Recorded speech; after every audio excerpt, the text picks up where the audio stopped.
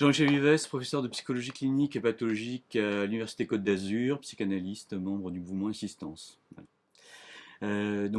J'aimerais aborder aujourd'hui avec vous la question du soin et de la guérison par la psychanalyse, puisque c'est une question qui a été extrêmement controversée et compliquée. En 1923, Freud écrit un texte qui s'appelle Psychanalyse et théorie de la libido. Et à l'intérieur de ce texte, il nous donne une indication qui est extrêmement précise et précieuse. Il nous dit que la disparition des symptômes de souffrance n'est pas ce qui est cherché directement, mais que si la méthode est appliquée correctement, alors il va y avoir une espèce de gain qui sera effectivement la disparition de ces symptômes. Donc là, c'est très précis l'indication que nous donne Freud là. Et on pourrait dire que Lacan, en 1952, va la radicaliser en disant que la guérison vient de surcroît. Alors ça, c'était une expression qui a été un peu mal interprétée, un peu mal vécue, en disant que bon, le psychanalyste se moquait en fait de la guérison. Et il a fallu en fait que Lacan se positionne de façon plus claire en 62 dans le séminaire sur l'angoisse. Et il a une formule qui est extrêmement claire à ce moment-là. Il dit que lorsqu'il a dit que la guérison venait de surcroît, on avait interprété ça comme une espèce de dédain par rapport à la personne dont nous avons la charge et qui est en état de souffrance. Et il dit c'est absolument pas ça. Et il a une formule que je cite là textuellement parce qu'elle me paraît extrêmement importante. Il dit il est clair que notre justification et notre devoir est d'améliorer la position du sujet. Alors, comme d'habitude, chez Lacan, tous les mots sont importants, hein, et la formule est extrêmement claire. Il est clair que notre justification, comme notre devoir, est d'améliorer la position du sujet. Alors, la proposition que nous donne Lacan ici est, à mon avis, un indicateur extrêmement fort qui peut guider notre pratique. C'est-à-dire que qu'est-ce que c'est que d'améliorer la position du sujet? Ça implique éventuellement qu'on puisse se tendre vers la guérison, pourquoi pas? Et c'est quelque chose qu'on va rencontrer régulièrement dans la clinique, contrairement à ce que peuvent dire les détracteurs de la psychanalyse. Oui, il y a des effets de guérison, et on le rencontre dans la clinique infantile, par exemple, très régulièrement et assez rapidement. On la rencontre aussi dans la clinique avec les adultes, chez les personnes, par exemple, qui souffrent d'angoisse massive, chez qui, au bout de quelques séances, quelques semaines, je veux dire, les choses s'apaisent très rapidement. Et puis, améliorer la position du sujet, ça implique aussi autre chose que la guérison. Donc c'est sur cette idée de l'amélioration de la position du sujet que j'aimerais maintenant m'appesantir. Et pour cela, je vous propose, si vous l'acceptez, de vous présenter une situation clinique hein, qui me paraîtra extrêmement éclairante sur cette question-là. En fait, il y a quelques années, maintenant une bonne vingtaine d'années, j'ai reçu un jeune homme dans mon cabinet, un jeune homme qui était en grande souffrance et qui a passé comme ça de longues minutes à pleurer sans pouvoir parler. Donc je le recevais, et il pleurait, c'est tout. Et entre deux sanglots, il a réussi à me donner comme ça des bribes de son histoire, hein, qui est une histoire extrêmement douloureuse, puisque c'est un enfant qui est né avec une hémophilie, qui a été transfusé, et au moment de la transfusion, il a contracté le virus du VIH. Donc voilà un enfant qui grandit avec cette double difficulté, à la fois de l'hémophilie et du VIH. Il a ensuite contracté une hépatite C. Et au moment où il vient me consulter, on vient de découvrir qu'il a développé un cancer.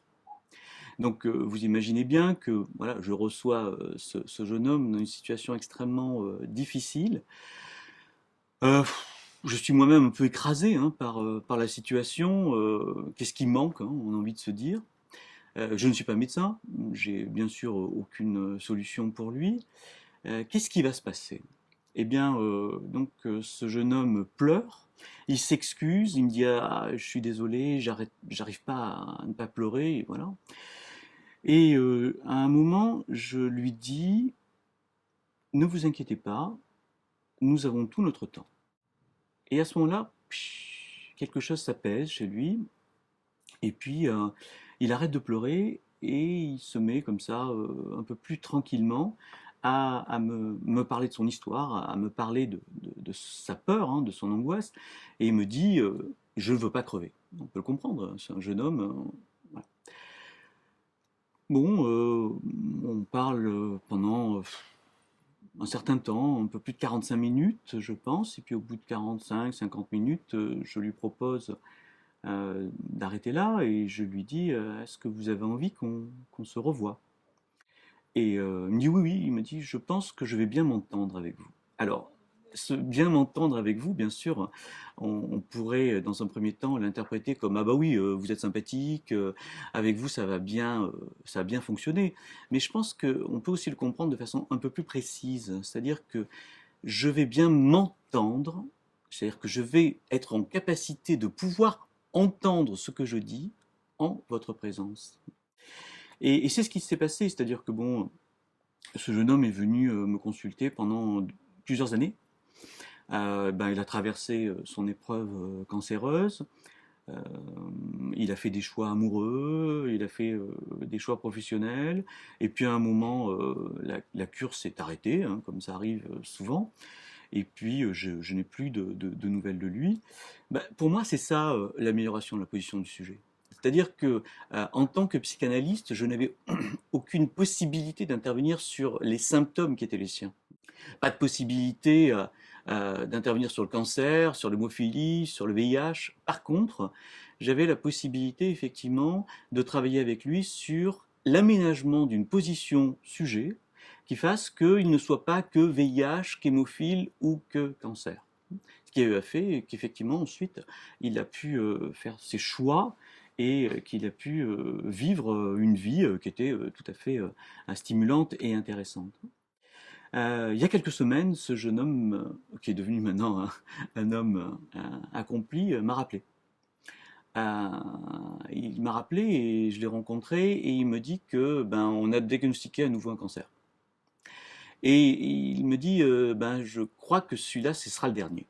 Donc, donc avec cette certitude de la présence de la mort, bon, on n'en sait rien bien sûr, mais c'est comme ça que lui l'éprouve.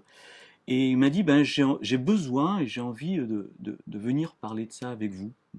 Et pas avec ma compagne, pas avec des amis, pas avec ma famille, mais avec vous. Et ce qui est tout à fait différent. Et là, en fait, c'est passionnant parce que on voit le travail qui a été effectué hein, au cours des mois et des années de psychanalyse.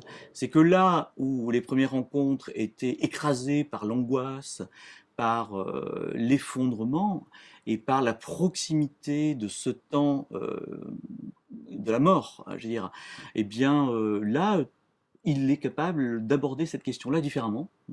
Et il me sollicite en fait pour venir parler de cette question avec moi et pouvoir l'élaborer différemment. Donc c'est ça, je pense, qu'on peut envisager comme étant la question de l'amélioration de la position du sujet. Donc vous voyez ici ce qu'on peut repérer, c'est que cette question de la guérison n'est pas forcément en jeu, mais il y a une place pour la psychanalyse pour travailler et accompagner des situations où le but n'est pas le dévoilement du sens inconscient d'un symptôme, hein, comme ça se fait avec la cure de patients névrosés, ou les formations de l'inconscient que sont les symptômes, les actes manqués, les lapsus, les rêves vont peu à peu être dévoilés dans la cure. Là non, il s'agit d'autre chose, c'est-à-dire qu'il y a une espèce d'urgence et on voit bien que d'une certaine manière, la psychanalyse est capable aussi de répondre de façon pertinente à cette urgence, peut-être justement en disant nous avons tout notre temps. Et cette question de nous avons tout notre temps, c'est aussi une façon de retrouver la position de Freud qui nous dit que l'inconscient ne connaît pas le temps. Ça veut dire que bon, le désir inconscient, il ne connaît pas le temps. Voilà. Donc à partir de là, des choses se rejouent et on peut travailler avec ça.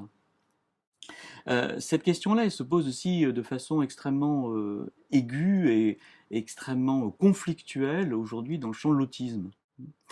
Les détracteurs de la psychanalyse se sont emparés du champ de l'autisme ces derniers temps hein, pour l'attaquer de façon violente, et de façon parfois un peu dogmatique, disons-le. Moi, je veux dire, la discussion avec les ennemis de la psychanalyse ne me fait pas peur. Je veux dire, je collabore régulièrement avec des collègues TTCistes ou avec des collègues qui pratiquent d'autres thérapies. Mais je pense qu'on est capable de travailler sur des arguments. Donc, ce sont les arguments aujourd'hui sur la prise en charge possible de l'autiste par la psychanalyse que je voudrais un petit peu développer. Pour cela, partons de quelque chose qui est très clair, qui est le choix que certains autistes font d'un objet. Pour ceux qui ont travaillé avec des autistes, nous avons tous repéré un choix d'une petite voiture, hein, d'un bâton, de quelque chose qui est souvent un objet froid et dur, hein, contrairement au doudou. C'est-à-dire que l'objet autistique, l'objet hein, que l'enfant autiste garde toujours souvent dans sa main, comme ça, de façon très serrée, ça n'a rien à voir avec le doudou, justement. Le doudou, c'est quoi? C'est un objet transitionnel. L'objet transitionnel, c'est quelque chose qui a été introduit par Winnicott. Et l'idée, c'est un objet qui est trouvé par l'enfant et qui va lui permettre d'aller vers le monde. Bah, l'objet autistique, on pourrait dire, c'est quelque chose qui est quasiment le négatif de cet objet transitionnel, puisque l'objet autistique, c'est quelque chose qui vient servir de cadenas au monde de l'autiste, hein, et il n'est qu'à voir comment l'enfant autiste peut passer comme ça des heures à regarder une roue hein, d'une petite voiture tourner, et on voit bien qu'à ce moment-là, ce mouvement répétitif, ce mouvement itératif, relève à ce moment-là de quelque chose qui vient fermer et non pas ouvrir vers le monde. C'est là, à mon avis, qu'il faut faire déjà une différence entre ce qui relèverait de la répétition et de l'itération. Dire les enfants autistes ne répètent pas, ils sont dans l'itération, c'est-à-dire la répétition du même. La répétition, c'est quelque chose qui entraîne toujours une petite modification. On sait très bien que l'enfant, quand il expérimente, il répète, mais il répète pour explorer la situation de façon un peu différente. L'autiste, dans un premier temps, il n'est pas capable. Donc on a en fait affaire à un objet qui est un objet en fait qui vient compléter d'une certaine manière l'enfant autiste, mais qui malgré tout est un choix. Et c'est là que je pense que la psychanalyse a une position assez intéressante, en ce sens qu'elle vient soutenir l'idée que le choix de cet objet est déjà une première manifestation subjective. Et qu'à partir de là, on peut peut-être choisir de travailler à partir de cet objet. Et même si les collègues cognitivistes aujourd'hui reconnaissent aussi hein, l'importance de prendre attention hein, de cet objet-là, je pense que l'abord n'est pas le même. C'est-à-dire qu'on ne va pas utiliser, nous, cet objet comme récompense, mais on va utiliser cet objet comme un objet qui permettrait une rencontre. On va rencontrer l'enfant à partir de cet objet. Je viens de terminer l'écriture d'un ouvrage avec une collègue, Isabelle Horado, sur l'autisme, justement, hein, qui s'appellera Autisme et médiation, bricoler une solution pour chacun. Donc vous voyez, bricoler une solution pour chacun, ça implique effectivement de trouver, encore une fois, un aménagement, quelque chose qui relèverait de l'amélioration de la position du sujet. C'est une autre hein, modalité de cette expression de Lacan. L'idée, c'est que cet objet, c'est un objet qui est transi. Alors, on a choisi le terme transi parce qu'on entend aussi bien sûr transitionnel, mais c'est quelque chose de complètement différent justement de l'objet transitionnel. Un objet transi, c'est un objet justement qui aurait perdu sa possibilité d'être mis en mouvement. Et le travail qu'on va faire, ça sera transformer cet objet transi en objet de transit. Hein. Et là, encore une fois, vous entendez dans transit quelque chose qui se met en mouvement.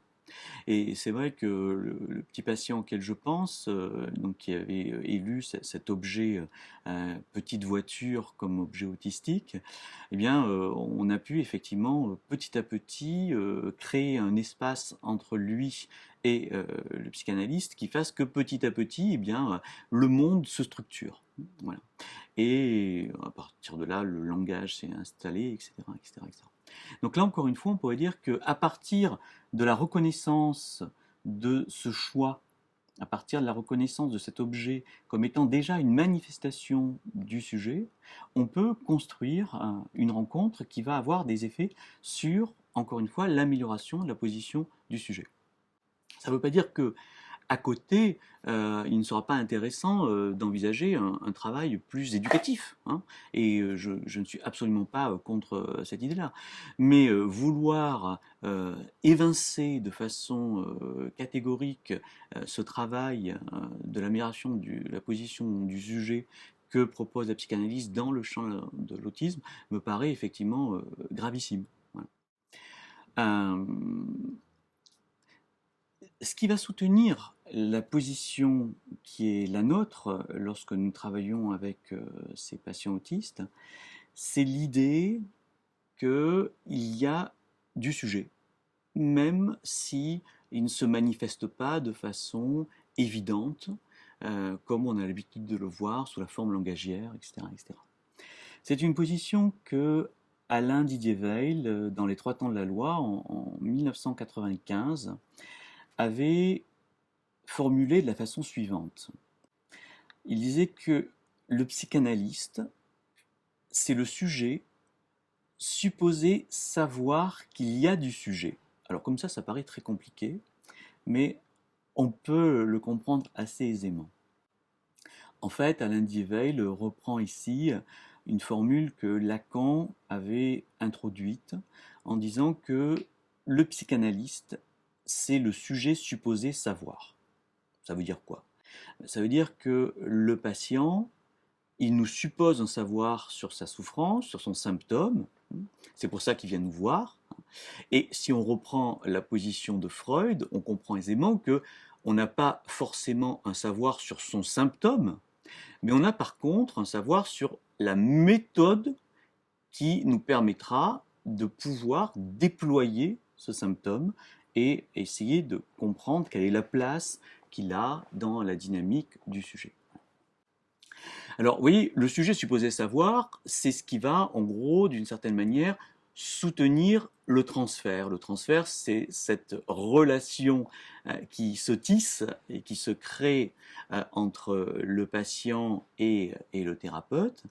Et Lacan dira que le sujet supposé savoir, eh bien, on l'aime parce qu'on lui prête justement ce savoir. À partir de là, Alain Diéveil complexifie la formulation de Lacan en rajoutant un autre morceau. Donc, le psychanalyste, c'est le sujet supposé savoir, et il complète, qu'il y a du sujet. C'est-à-dire que c'est celui qui est capable de soutenir l'idée que, malgré les symptômes, l'inhibition, l'angoisse, même si le sujet n'a pas développé le rapport au langage, eh bien, il y a déjà du sujet, ne serait-ce que dans le choix de l'objet autistique. Et c'est ça, d'une certaine manière, qui va orienter notre pratique et qui va permettre de faire en sorte que peu à peu, nos rencontres permettent l'amélioration de cette position sujet. Voilà. C'est ça que nous pourrions défendre dans la pratique psychanalytique avec les autistes. Si vous le permettez, je vous propose une dernière situation clinique, et qui encore une fois n'est pas une situation clinique brillante, extrêmement éclairante sur la révélation magique de l'inconscient. C'est rarement le cas dans notre pratique, hein, même si ça existe, mais ce n'est pas le principal de notre action. En fait, il s'agit d'une situation sociale, d'une jeune femme que j'ai reçue euh, dans le cadre d'une adresse faite par une assistante sociale. Cette jeune femme vivait dans la rue depuis de nombreuses années, donc je ne vous raconterai pas son histoire, qui est une histoire terrible, parce que c'est pas ça l'enjeu, mais cette jeune femme avait été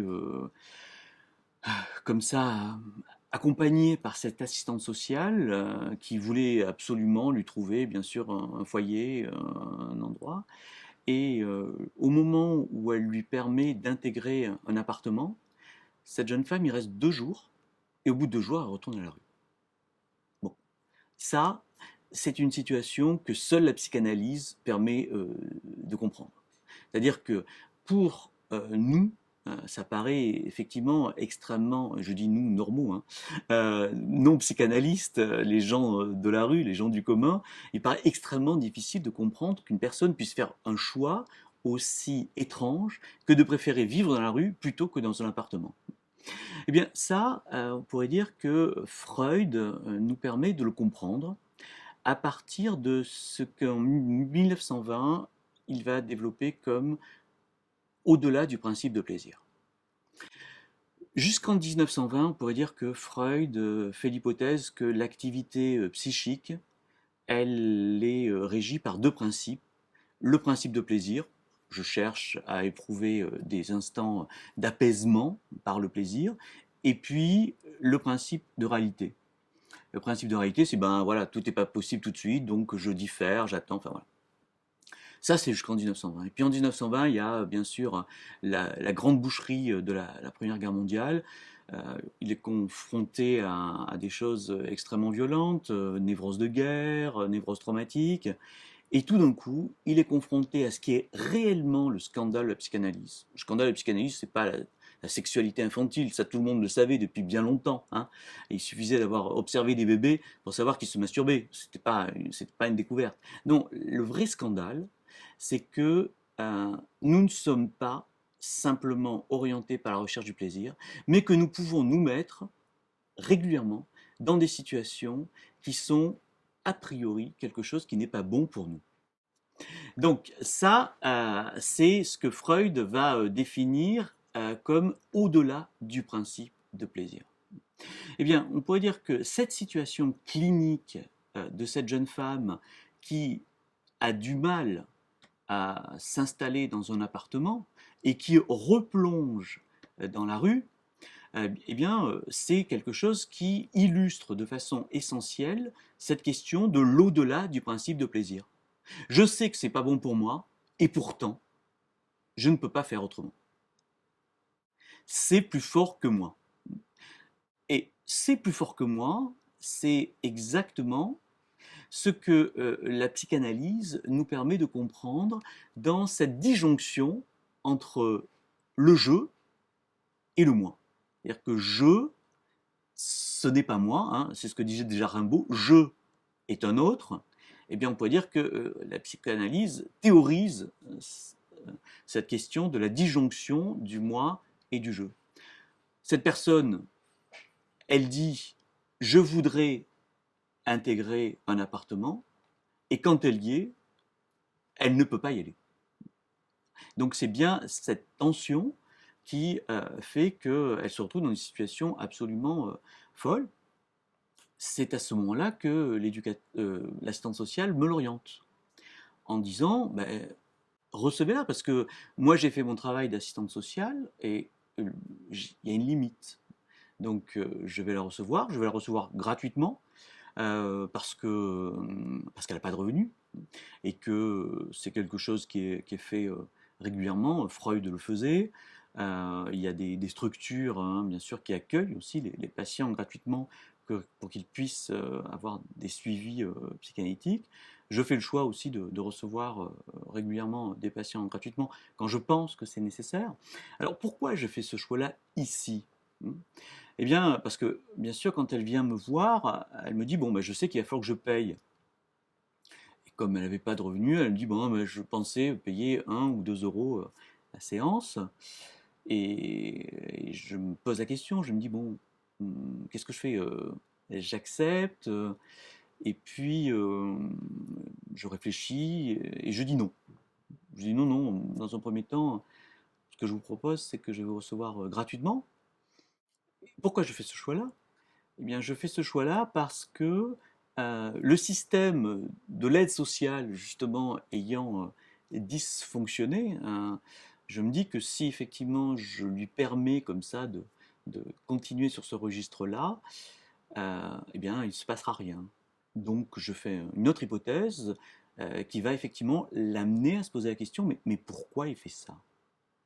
C'est-à-dire, bon, en gros, je fais une espèce d'accélération, un petit coup d'accélérateur du transfert, et voilà, ça va avoir des effets. Bon, je ne vous les raconterai pas parce que ça sera un peu long, mais c'est comme ça que la cure va s'accrocher et qui va durer quelques années. Au bout d'un certain temps, elle paiera ses séances.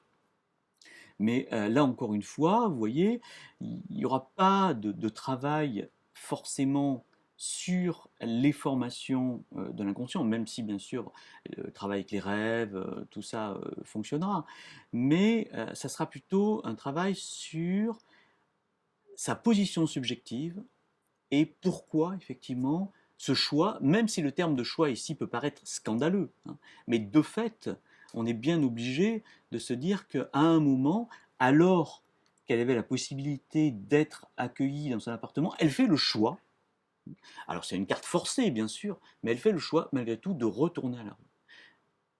Et quel est le sens donc justement de cette position subjective qui la condamne à choisir cette issue et comment effectivement la cure psychanalytique va lui permettre petit à petit de faire un autre choix. Voilà. C'est une autre façon, je dirais, d'explorer cette proposition lacanienne de l'amélioration de la position du sujet. Non, je vais te dire, je crois pas que j'ai quelque chose de différent. C'est-à-dire que moi, ce que je veux soutenir, c'est cette idée d'amélioration de la position sujet. Voilà, du sujet. Et je pense que la psychanalyse, ça défend ça. Euh, et ce qui est quand même assez rare. Et c'est pour ça que la psychanalyse, c'est intéressant, parce que ça, comment dirais-je, euh, c'est une situation socialement extraordinaire.